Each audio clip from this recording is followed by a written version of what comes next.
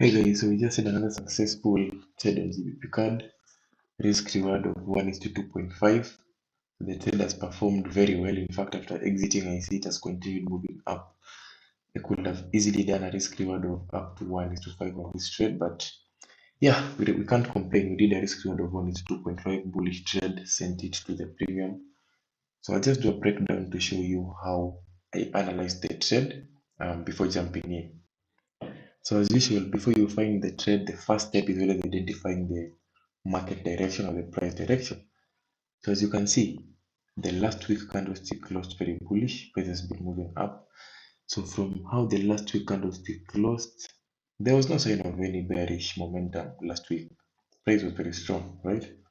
Moving to the daily time frame, we have the same thing. The immediate trend. When I talk of the immediate trend, now if you zoom out, you realize that price has been on a downtrend generally. But when I talk of the immediate trend, I'm talking of this immediate previous price behavior. So as you can see, we've had multiple rejections. Here we had one rejection, second rejection, we had a third bearish rejection, and after the rejections, we've had an impulse move. So sellers have been rejected and buyers have been pushing price higher. Price has been forming higher highs and higher lows. You can see the very same behavior on the 4-hour time frame. On the 4-hour time frame, from this point, price has been forming higher highs and higher lows. Same thing, same pattern. So the direction is very clear. It's on a bullish trend. So after identifying the direction, we now move to the next step. So once we know the trend is bullish, the immediate trend is bullish, we are only expecting price to go up. So the only type of trade that we are looking for, or rather the only type of signal that we are looking for, is a bullish trade. If we find any bearish setup that is invalid according to our analysis, because we are trying to look for only bullish trades. Now, very simple. After knowing price is going up, it's simple. Just come and start to look for demand zones. I keep repeating the same concept on all my analysis. If you've watched my past analysis, I'm getting very good trades with risk rewards of 1 to 3, 1 to 4, using the same concept. So it actually applies every other time. You just come and look where the impulse move starts, that becomes your demand zone. So you wait for price to come and retest the demand zone, and you look for a bullish trend. So let me mark the impulse move. As you can see, price has been going up and down continuously, right? So at this point, this is an impulse. So price came and retraced. When the price is retracing, it's very simple. Come and mark the demand zone. How do you mark the demand zone? You use the previous impulse. The impulse is from the where price started moving to the trend direction, from this low to this high. So how you draw your demand zone? Again, I'll repeat. You come and mark where the impulse started to where we had that breakout candlestick, the bullish breakout candlestick, to its highest point and extend it to the right. Very simple. Then you have your demand zone. So this zone is a demand zone. So a demand zone is simply a zone of strong buyers, or rather a zone where we are expecting buyers to continue pushing price higher. So remember, it's just an anticipation. It's not something that we are saying that every time price comes here, it's going to buy. No, it's just an anticipation. So we are anticipating that if price comes to the demand zone, we will get a bullish confirmation. So I always look for two things. Number one, I look for candlestick rejection. Number two, I look for a confirmation pattern. So if price comes to the demand zone and we have a very strong breakout to the downside and candlestick closes below, I will not take the trade because that means I did not get any valid pattern. So this is how you avoid getting a fake signal. I'm not telling you every time price comes here you buy. No, you must wait for a confirmation. The confirmation that I look for are two things. Number one is the rejection. This is the rejection here. The rejection simply means price has been dropping, right? Then when it gets here, you see we have this spike. This spike indicates that the sellers have been rejected, which is actually a good sign. Then you wait for a pattern. So here we had several patterns. Price dropped, it came and went a little bit higher, it dropped further, it went higher. So that's already some sort of W pattern. So when you have this pattern, you want to wait for price to retrace and you take your bullish position here. So this could have been the best entry point. Well, for me, I didn't get my entry point here because I was waiting for further confirmation. So that's just another way to show you that you don't have to chase the trade. If you're not sure of the trade, you can be more patient.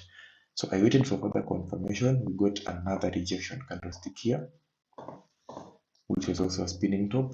We had an engulfing candlestick following. Then we had another breakout candlestick, which is here, a bullish breakout. So after the bullish breakout, now that is like my third confirmation, because the first confirmation was the first rejection. Then we had the pattern being formed. Then we've had this rejection here. And then we now have this bullish breakout, which acts as my third or fourth confirmation. I don't even know, but it's another confirmation. So when you now have this other confirmation, it's very simple.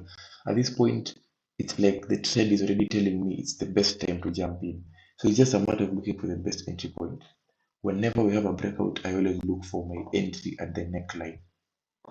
So let me just show. When we have such a pattern,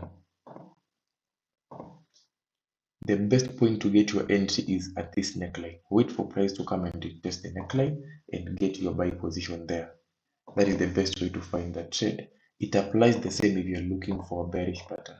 If it's an M pattern, wait for price to come and test the neckline so that you can sell. The advantage of waiting for price to come and retest the neckline is that you get a very good entry point. So after the breakout here, I waited for price to retest, which it retested immediately with this next candlestick.